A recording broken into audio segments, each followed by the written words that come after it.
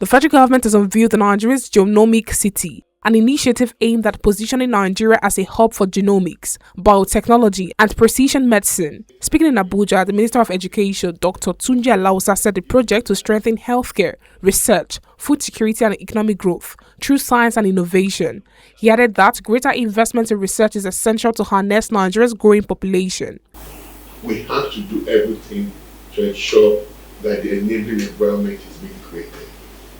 Our own God-given genomic resources is being taken out.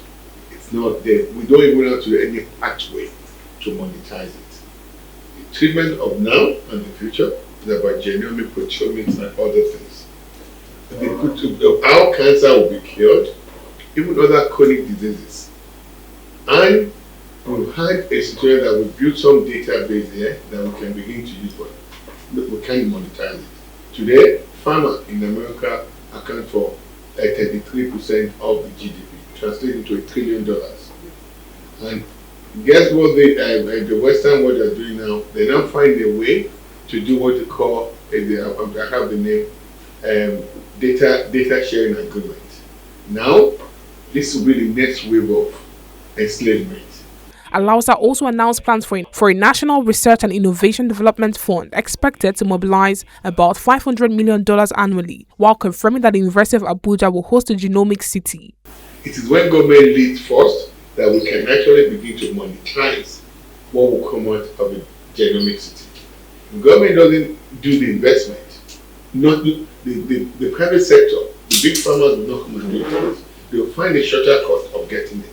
But if we do our investment, they won't have a choice but to come to us. And we have the population. You see, today, we're taking medication, and those researches, those drug trials, the clinical trials, phase 3 clinical trials were not done on us, but we continue to take those medications. That's even a small piece of it. The diagnosis is a small piece of it, but it's the therapeutics. That's the biggest part of it, and that's what we need into the future. And then we have brilliant Nigerians that have invested their time, energy to champion this. Professor Mayowa Ojo Owolabi of the University of Ibadan said the initiative will support precision medicine, biotechnology, agricultural innovation, and a national genomic data platform. High impact investment, these are the projected benefits, from our models. 2.5 to 4.5% of Nigerian GDP can increase up to that, can increase Nigerian GDP growth by 2.5 to 4.5%. We estimated between 100 and 200 billion, can be made from this in just about 5 years.